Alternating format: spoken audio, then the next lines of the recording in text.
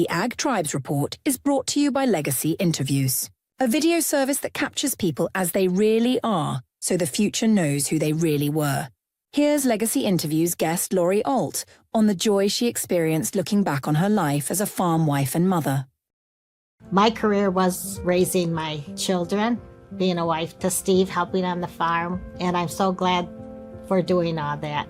Having this interview with you helps us see those good things that we have done, how happy I was in all those choices that I make. We can say that and put it in this interview to pass it on to our children and our grandchildren and great-grandchildren someday. So I think you have a great gift to give people.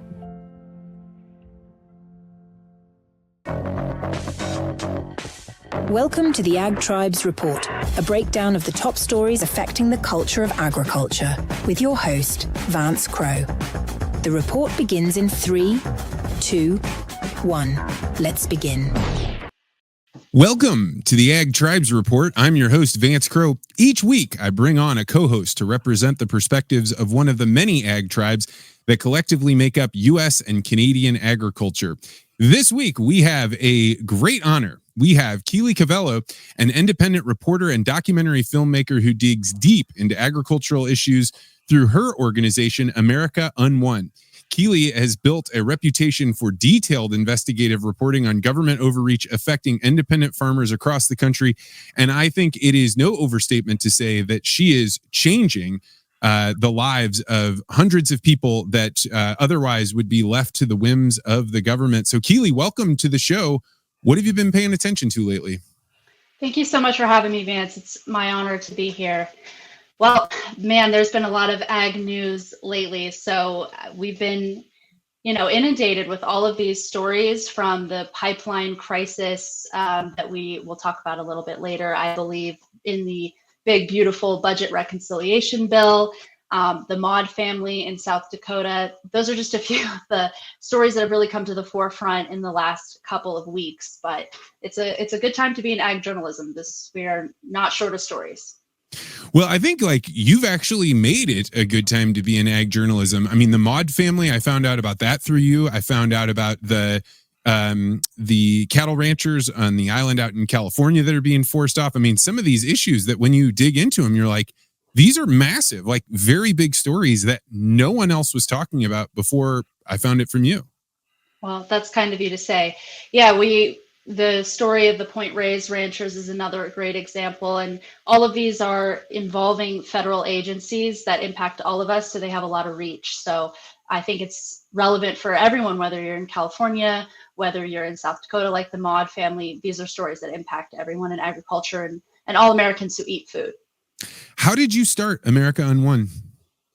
It's a passion project, really. I was a journalist. I went to school for journalism. I worked briefly in DC. In my hometown in Mendocino County, I was a reporter.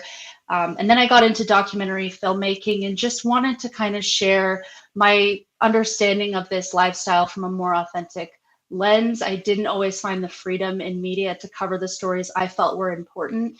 And through the democratization that social media has brought, it's created an opportunity for independent storytelling, which is something I'm very passionate about. So starting America Unwon was a way to get those stories out there in my free time, really. And it's grown since then, which just, again, shows that these are stories that matter to the American people, even though I don't know that the mainstream media and entertainment silos always gave them that level of respect. Well, I think you've brought a lot of respectability to ag, the investigative reporting. I mean, just the way that you bring these stories out is great. So I'm glad and really, truly proud to have you on here. Let's get to the stories because tonight we have a lot to discuss. We're exploring the MAHA report, which came out trying to talk about children's health, but it had some pretty strong words about pesticide safety and the reevaluation of those pesticides. We're also going to examine Iowa landowners' protection bill against the carbon pipeline that could be, put in through eminent domain. I know you've been following these stories very closely. And right now there's federal legislation that threatens to override these state protections. Then we're going to talk a little bit about Montana becoming the 5th state to ban lab-grown meat as major packers invest billions into biotech, potentially to replace ranchers. And finally, we're going to talk about Brazil's bird flu outbreak. It seems as though bird flu has spread beyond the U.S. and Canada borders and threatens a major global supplier of poultry. So we're going to cover all that. We're also going to hear Keely's Bitcoin land price report, hear her take on the Peter Thiel paradox, and learn about her worthy adversary. And we're going to try and do it in just 30 minutes. So headline number one, MAHA report walks careful line on agricultural pesticides. The Make America Healthy Again report has been released, and it's attempting to balance criticism of pesticide use with support for farmers. The report recommends that federal agencies, quote, study pesticides widely used in commercial farming and calls for reassessing them, but includes a significant caveat saying American farmers rely on these products and actions that further regulate or restrict crop protection tools beyond risk-based and scientific processes set forth by Congress. And so this must involve a thoughtful consideration of what is necessary for the adequate protection, alternatives, and cost of production. This goes on, but I have to say that farmers were quite worried about this. The National Corn Growers were worried. The Farm Bureau came out with pretty strong words before the report was released saying, hey, you can't just come in here and say America's not healthy because of our practices. Don't ban these. Keely, the report seems to be trying to have it both ways, questioning pesticide safety while not attacking agricultural directly. What do you think? Did they walk that line? What do you think about the reevaluation of pesticides? I do have confidence that this administration is listening to producers. I believe that is at least their intent, and certainly they've signaled as much. We do have to have a conversation about additives and modern agriculture and practices in our country, but we can't, throw the baby out with the bathwater. Our advancements in modern agriculture have led to the flourishing of our country and to low starvation rates, which we forget. Not long ago, it was much less guaranteed that you could have an overabundance of food in your country. So you don't want to lose those advancements, but at the same time, it's a good moment to reassess some of our practices and making sure that we're doing everything right for the next generation. I'm just encouraged that we're finally having this conversation. There's going to be a rocky road ahead. There's going to be people disagreeing on both sides. There's definitely misinformation about some of these practices and some of these pesticides, misunderstanding about the risks. Maybe there's, more science we need to do to understand what kind of a threat they pose to the consumer. But at the end of the day, the fact that we're having this conversation is so important because we haven't been talking about this at all in the public square in so long. So my heart is always going to be with the American farmer and making sure that we're honoring what they do. They're the people who feed us in an increasingly urbanized society. We need to respect what they know and their knowledge. They should be leading the conversation. But the fact that Americans are interested in agriculture and interested in where their food comes from, to me, that can only be a positive. Yeah, I agree. And to your point, I think it's really important that we constantly reevaluate the pesticides. We constantly look at what are we doing. And it appears to me in the same way that it is to you, this administration seems to be listening. I know 3 people personally that have met with the, what's her name? Brooke Rollins, the Secretary of Ag. And I mean, you're seeing them walk back things about overreach that they've done on these cattle ranches where they were, arguing over a fence line and willing to put people in prison before. If there was ever a time for us to have a balanced, level-headed discussion about pesticides, it's better to do it when you've got an administration that's listening to you than one that comes in and is just ripping things out of the wall. Yeah, you're just so right. That's very well said. I think Brooke Rollins really showed where her priorities are at in the Maud case just a couple of weeks ago when she had the Maud family on the steps of the USDA building, and she spoke so passionately about the importance of keeping American agriculture healthy and independent, prioritizing our farmers and ranchers. To me, that was a very telling statement from someone that we didn't really know a lot about. Rollins was kind of an outsider. She wasn't on any short list for U.S. Ag Secretary that I read. So she's been a bit of an unknown. And that speech to me was meaningful and shows where her priorities lie. Yeah, I mean, I have definitely been suspicious of the amount of press tours and checking in with people, but I saw her just the other day with a poultry farmer that I know out in Nebraska, And I was like, man, this is somebody, you have to travel pretty far out of your way to do this. This is not just press junkets. They're really listening. So I'm excited to see it. And I think if we're gonna take a look at pesticides, probably the best administration we're gonna get for a long, long time. Well said. All right. Headline number 2, Iowa landowner protection bill heads to governor as federal override looms. From the Tri-State Livestock News and the Gazette, Iowa State Senate passed a bill to protect landowners from carbon pipeline eminent domain in a 27-22 vote. House File 639 would give landowners more legal protections against the eminent domain for pipeline projects. However, while Iowa awaits the governor's decision, the federal House Energy and Commerce Committee released language in its budget reconciliation bill that could overwrite state landowner protections. Former Iowa Congressman Steve King said that the federal language, quote, wipes out property rights in front of any one pipeline that carries anything that fits the definition of liquid or gas. The Iowa Renewable Fuels Association opposes the state bill, with Executive Director Monty Shaw warning very real, very serious economic consequences if the carbon capture projects can't move forward. Keely, what's your take on the battle between state landowner protections and the federal authority to override them? This is one I feel pretty strongly about. I do believe that the language that showed up in the budget reconciliation bill, which I believe was struck, but we need to see confirmation of that. I think it poses a serious conflict of interest because of the amount of lobbying that went into it. We have a lot of folks in the Trump administration who are sympathetic to these CO2 pipelines. The conversation about CO2 pipelines aside, and I do think that it's worth having that conversation, eminent domain for CO2 pipelines does not make sense to me at all. And I think the American people have been very clear that they do not want eminent domain for these types of projects. We can understand using eminent domain for a highway. That's something that we can at least discuss.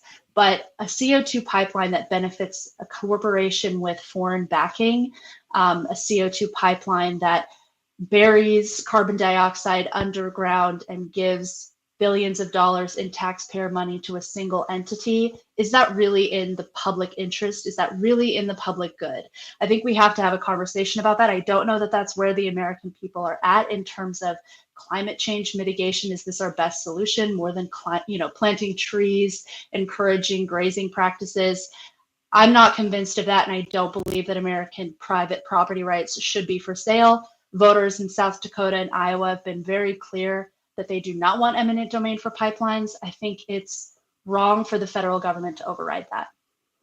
I am with you 1,000%. We've covered this on many episodes of the program where, first of all, carbon pipelines, like, the only reason there's a market is because they're hoping to use tax money to be able to make somebody be able to make money off this, because nobody actually wants this as a function of the free market. And so you're taking taxpayer money to put a pipeline in the ground that, if it leaks, it kills people. It has killed people. And on top of all of that, you are running over the most sacred of all rights for humans, which is property rights.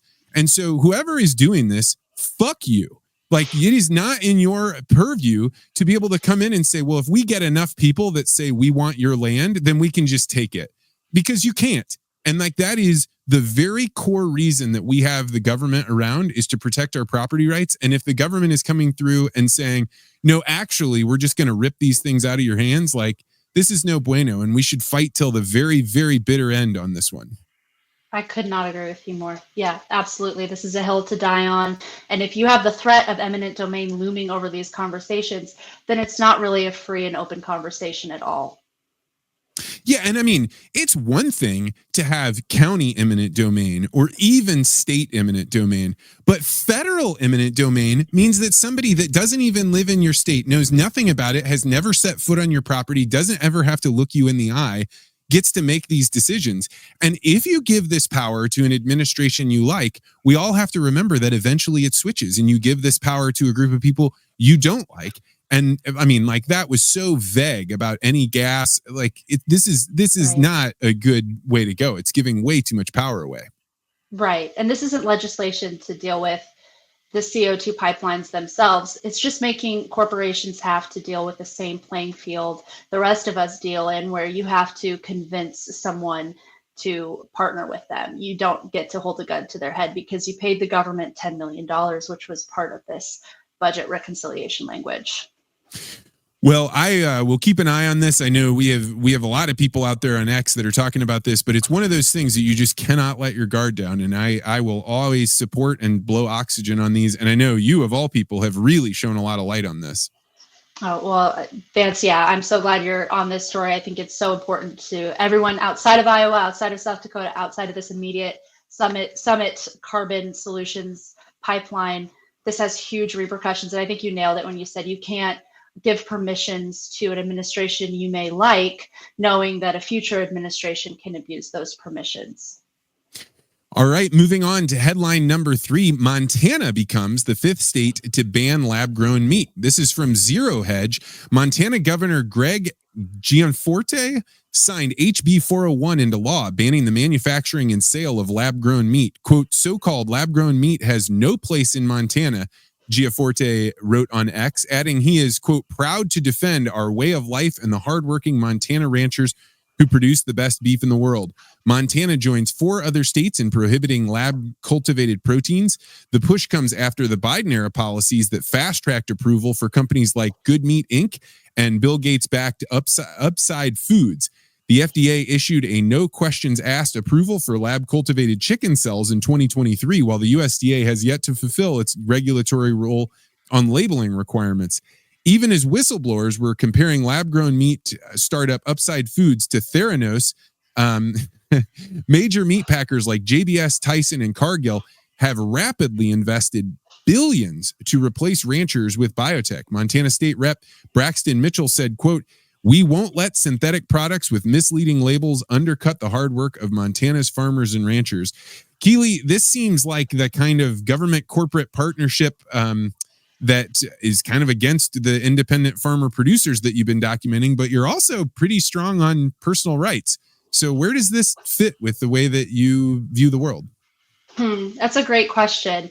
I think it's an interesting example of federalism. These are individual states banning these foods. So, you know, there's a little bit more accountability to your state government.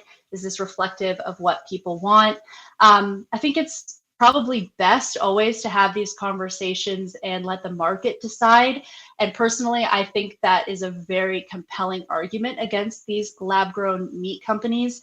At the same time, you know, when you just mentioned JBS, Tyson, and Cargill, these huge meat packers who are consolidating against producers, putting money against producers to replace them with these lab-grown options. So we're not totally fighting a fair fight here. I think ultimately we need less regulation so that we can have more competition against these meat packers. I don't think the American people want lab-grown meat. I think the market has done a pretty good job rejecting lab-grown meat on its own without legislation. Most of these companies are tanking.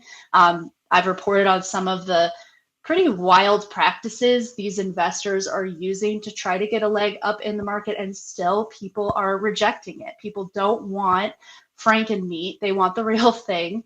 And I don't know that we need this legislation, but I do think it's reflective of kind of a knee-jerk reaction of the American people against more processed fake food, shutting out our producers. Keely, you're causing a problem for me because we agree 100%, and my audience likes it a lot better when I disagree. But I'm with you. I think that absolutely this should not be done at a federal level, and if a state wants to do it, this is where I get like very uncomfortable, because I do want states to be able to say, "Hey, this is how we have decided to live. This is what we want in our place." But I wouldn't then want Montana to be able to say you're not allowed to transport, lab-grown meat from this state into our state, or, all the things that come with adding more laws. So to me, the best way to defeat this is the open market. But the way the open market has to work is lessen all the regulations so that these big meat packing houses that use regulatory moats to be able to grow all their power is actually spread out among little producers. And then all of a sudden you wouldn't have a Locker or a small head butchery, or processing facility putting money into lab grown meat. But they would be undercutting those packers who are doing this. So to me, more free market would lower the ability for these companies to tilt the scales in their favor. Yeah, that's really well said. I mean, the free market is always kind of the answer, right? Because we have a great argument here. We don't necessarily need legislation to make that argument for us. But you have to acknowledge that the meat packers and these big players, these huge corporate players, are not playing fair. So we do have to address that too. It's not enough to just handicap producers or to just say less regulation when it benefits producers. We need less regulation, and we need a better, Packers and Stockers Act to actually create a more equal playing field for American ranchers. Absolutely, I agree. All right, heading into headline number 4, Brazil's bird flu outbreak disrupts global poultry trade. From Reuters, Brazil, the world's largest poultry exporter, confirmed cases of H5N1 avian influenza in commercial flocks for the first time this week. The outbreak has prompted at least 15 countries to impose import restrictions on Brazilian poultry products, sending global markets into wild flux. U.S. poultry producers are seeing increased export opportunities, but also heightened biosecurity concerns as the virus continues to spread globally. Industry analysts expect chicken prices to remain volatile, with potential price increases for consumers both domestically and abroad. Keely, how concerned should U.S. poultry farmers be about this development? Is the avian flu something you've kept an eye on? A little bit. I do think that we overreacted in killing off hundreds of thousands of birds in this last outbreak. I have more confidence in this USDA than the Biden USDA to protect our borders. We've seen that with Brooke Rollins shutting down the southern border because of the New World screwworm concerns. So I have confidence that this administration has more of the producer, our local domestic producers' interests at heart than the previous administration. But I don't think we should lose our head the way that we did under Biden and, kill off all of our poultry, numbers. Yeah, what a terrible government decision that sent everything going to egg prices skyrocketing to now all of a sudden we're importing eggs, even though it's the first time egg producers are really making big margins. Like, it was terrible introduction into normally the capitalist system. Well, I wanted to throw out the regenerative, the Regenesense has said Indiana's way of going about lab meat is interesting, banning it for 2 years. And when it's back, they'll have it clearly labeled stating what it is. It just came out alongside the Montana news. I hadn't heard that. That's interesting. More transparency. That's fair. Yeah, more transparency. I'm still not all about the ban, but I see it's an interesting way to go about it. All right. If you have interesting news that you think we should report on, then send it to me on X at Vance Crow, or you can always send it to me at vance@legacyinterviews.com. All right. We are going to head into the Bitcoin land price report. Since I didn't do the show last week, we have to reference the Bitcoin price from 2 weeks ago, where it was at $103,500. And today we are sitting at a new all-time high of $111,000, which is up 7.3% from 2 weeks ago. So, Keely, we're going to make a little comparison between the price of land and Bitcoin. So, where do you live and how much does an acre of land cost where you're at? I'm from Mendocino County, California, Northern California. That's where I'll always call home. I just looked it up. It looks like the median price per acre in Mendo right now is $14,396. For undeveloped land, around $4,928 per acre. So there you go. Wow. And like Mendocino, that is one of the most beautiful counties in all of the world. So I used to live there myself. So this is fun. Well, at $111,000, that means that an acre of land is about 0.135 Bitcoin. Or in other words, if you had 1 Bitcoin, you could buy approximately 7.4 acres of prime farm ground in Mendocino. Keely, with all of your studies and things, are you interested in Bitcoin? How does that price sound to you? I mean, I'm interested, but I'm not the expert. My husband's the one who handles the money in our family. That's just how we work it out. But I mean, that's pretty compelling. It's interesting. I should take more tips from you on this. We should talk offline. Well, I actually, I talk about Bitcoin all the time. I think about it all the time. People call me, they want to talk about it, but there's always something that's difficult for me to express. And while I was looking out on social media, getting ready for the Ag Tribes report, I actually came across this short video that compares Bitcoin to land prices. And I wanted to play it here because I think it'll be kind of fun. So since this isn't really your area, I thought I'd show this video. We could chat about it. Only ever be 21 million Bitcoin. To truly understand just how scarce that makes Bitcoin, let's look at planet Earth. The surface of the planet spans roughly 200 million square miles. And unless you're Aquaman, most of that's unusable. And okay, let's say we remove the deserts, the mountains, the forests, and the farmland. What's left is just above 32 million square miles of livable land.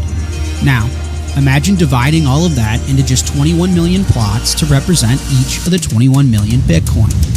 Each Bitcoin would represent over 1,000 acres, or the equivalent of about 750 football fields. To own that much land today, you'd need hundreds of millions of dollars.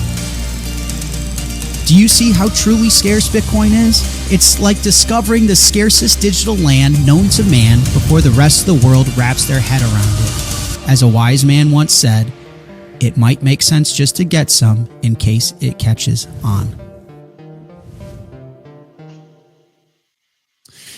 So that comes from the CEO of a company called Strike, Jack Mallers, and I thought it was kind of a clever way to put Bitcoin. How did it strike you? That's really compelling. Growing up in California, it makes me think of the folks who bought land here back in the day, and they're sitting pretty right now. So, hey, you make a good argument there, Vance. So we've been comparing it to the price of farmland. I never thought to compare it to the price of, the land that we're currently living on. Yeah. Either way, land is that thing that I think connects with Bitcoin because nothing else is truly scarce in this world. Even gold, if the price of gold goes up, then they'll go buy more steam shovels and they'll dig more gold out of the ground. Whereas Bitcoin and land, farmland in particular, we're not making any more of it. So it's a scarce asset, just like Bitcoin is. That's a great point. That's really interesting. All right. Well, we'll be back next week with more on the Bitcoin land price report. Now we get to move to what I think will likely be quite compelling. This is the Peter Thiel paradox, where I'm going to ask Keely, what is one thing that you believe that almost no one you know agrees with you on?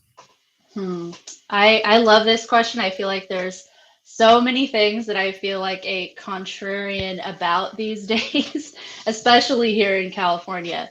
But for your audience, when I try to think about what folks might disagree with me about in the ag landscape, I have to say I have some questions about our use of the term regenerative. I think it can become a little bit exclusionary. We tend to throw out, the most important thing, which is keeping American producers in agriculture, further dividing us when we're facing as much legislative, regulatory, and corporate threats as we are. I'm not sure that's always the right approach. I'm pretty pro-grazing down the line, and I think those inter-industry conversations are great to have, but we should have each other's backs in this industry because our enemies, so to speak, really want us gone. They don't, want to just see regenerative ag. They don't want to have to compete with American small producers at all. I like this one a lot. It's one that I've never heard before and haven't even thought of on my own, but I agree with you. There is so much pushback and forth within agriculture about, what practices you're doing, who's on what team, that it really takes the wind out of the sails of the larger agricultural movement. And I think you're right. Like I know for one, when I was first described regenerative ag, I interpret it as, well, this is socialism. Because if you go read this guy's definition of it, they want to determine how much you should have to pay people. And that's what part of their regenerative ag is. Well, I'm 100% against that. So whatever that system is, I'm against. But then you start realizing like, well, these guys are also, the way that the farm weird stuff comes up, the way they come up with new ways to do different kinds of growing. So it's not a great idea to be fully against it. So you do have to set down some of your ways of thinking about things in order that the larger picture can come through. Right. Yeah, exactly. I think that the way that we're facing the current landscape, the threats against agriculture and independent producers, as it goes back to our earlier conversation, we need to do this through the market, let the consumer lead with what they're willing to pay, educate consumers to create those opportunities. But I think forcing or threatening ranchers or using this kind of divisive language within an industry that should ultimately have each other's backs, I do think that's counterproductive. Well, I am going to give you a solid 8.0 on this. I'm impressed. It's a new and different thing. I don't think it'll make anybody too angry, but it's definitely an interesting one. It actually reminds me of something I saw on X that I thought I would bring up here.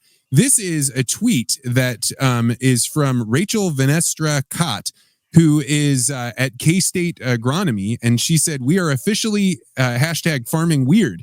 An endless amount of questions to answer and challenges." And what she's showing is two different crops growing in between each other. And like, this is exactly the benefit of these kind of out there ideas that were seen as totally radical just a few years ago, now coming into institutional adoption and coming up with, hey, does this allow us to grow with less pesticides, with greater efficiency, with more bounty, all the things that can come from that.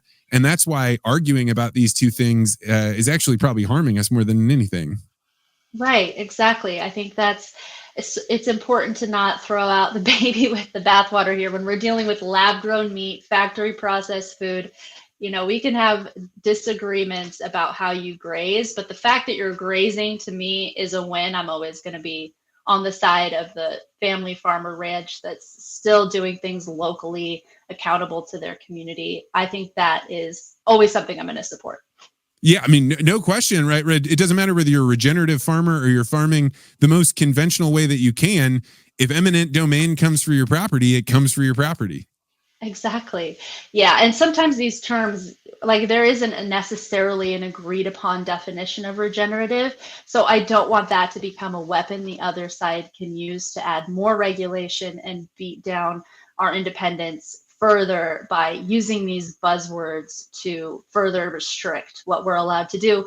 While the other side, JBS and these big players, they strip the Brazilian rainforest, they bribe officials while they go public in the US.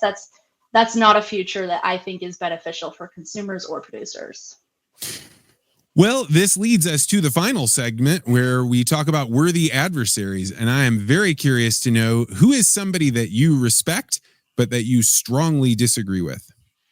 I'm going to keep it in the same space. Will Harris. I think he's someone I really respect. I think he has great ideas. I think he's been a great communicator for agriculture.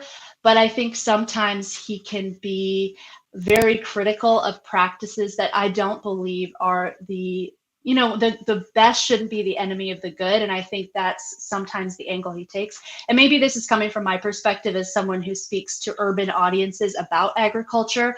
So I always want to defend farmers and ranchers when I think they're doing the right thing or doing their best in the situation that they're given. But I don't always love exposing those inter-industry debates to a world that can take that and just take away the message that beef is bad unless it's this very niche product. In my opinion, if you buy beef that was raised in the US, you're buying a great product, period. Well, great. I'm always excited when somebody's willing to throw out a name and say like, hey, this is somebody I respect. But like, this is where we differ, because this is the only way that you have better conversations. If you just keep these disagreements in your mind, that person goes on thinking, hey, I look at all these likes I got, but doesn't really say like, hey, there's some kind of thing I could grapple with. So bravo to you.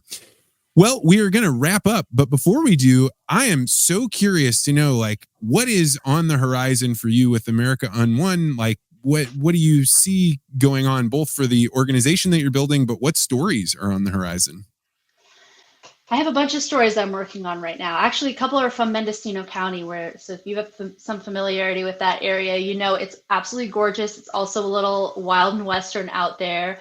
I was just talking to a friend who visited, and he was saying, we've got hippies in Mendocino County, but they're the kind that have a gun and will kill you. They're doomsday prepper hippies. They're not like peace and love, Grateful Dead hippies. Yeah, So Vietnam vets that booby trap their land. It's a wild place up there.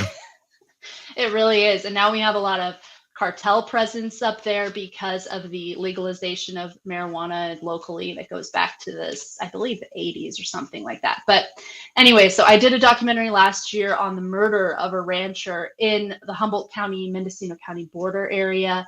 And this last week, 2 more murders happened, one right next to the site where he was killed, another in a reservation town involving a drug trafficking organization. So I was speaking to the sheriff about that. I'm speaking to some of the natives up there about that, what they're dealing with living on reservation land where there is less federal jurisdiction. So they're often a target of these transnational drug trafficking organizations that are Governor Gavin Newsom. He doesn't give the time of day to rural California. The sheriff told me he's never returned his phone calls. So to me, that's a very undercovered story, and one that I'll continue to highlight just because California, it's a complex place, and I think it's easy to forget how much agriculture we have, how many good people are just trying to make a living there. I don't want to lose that part of the state. So I do have a lot of stories covering California, but all over the West, really, there's no shortage of material. That's for sure. Going back to your thing about Mendocino, California, that county alone is half the size of the state of Delaware. And so that sheriff is basically, in charge of so many things. And to get from one side of the county to the other is nothing like traveling in Iowa or Illinois or Indiana. You're talking about like traversing through mountain ranges and totally different climates. And the people out there are extremely remote. There are people that it takes hours to get to any kind of civilization. And that is not being reported on, but this is where so much of California is where this rural communities produce so much of the products that we use every day in the United States. Totally. I'm glad you have familiarity with it. It's not a place that a lot of people know.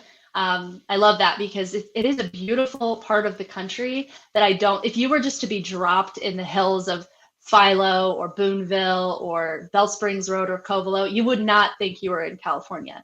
It's very rugged. It's very, very remote. It's very rural, half hippies, half cowboys. And it's just a beautiful part of the country that unfortunately has been the victim of some of our worst ideas here in California and a state government that does not care. Yeah, I'm familiar with it mostly. I lived there for a couple of years, and I worked in community public radio, and there, community public radio is fought over. It's like life and death because it is the only medium that reaches the entire county. And so this was a place where intellectuals would come, hippies would come, old soldiers. Like it was an incredible place for a young 20-year-old to be, where I got so many responsibilities, not because I deserved them, but because nobody else was there to do the work. And it was a great experience. So I only found out about you coming from Mendocino right before we started. Yeah, and that's how I love that. I got my start as a reporter there too. I was at the Ukiah Daily Journal, and I showed up at 18 and said, "Can I be an intern?" They were like, "Actually, you can go be a reporter and you can do whatever you want." And I was like, awesome. That was a great way to learn. Who was the editor back when you were there?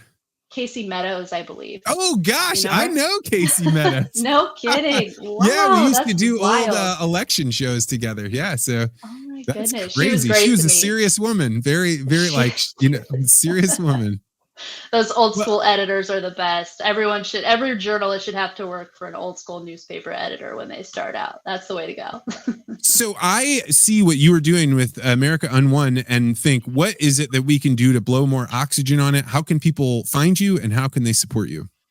Oh, that's so kind of you, Vance. Thank you. We're very bootstrapped, super grassroots, just me writing away and a couple of documentaries that I've been able to pull together with a very talented team. And you can see all of it at americaunwon.com. I'm also on Instagram, X, YouTube, all that stuff. Same address. Well, I'm getting that surreal feeling of like where you see somebody all the time on the X to me, and like you actually get to meet them, and so it was a great pleasure to have you on, Keely. Same to you, Vance. This has been so fun. Thank you for having me on. It was a great time.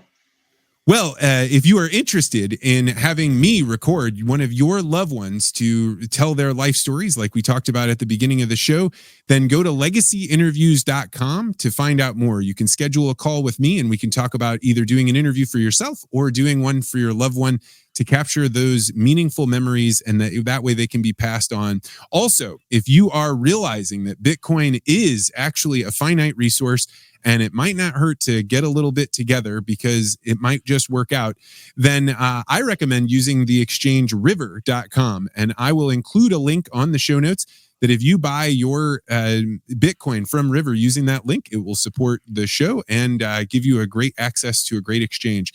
So that's going to do it for this week's Ag Tribes Report. We'll be back next week with another show. And as always, feel free to disagree.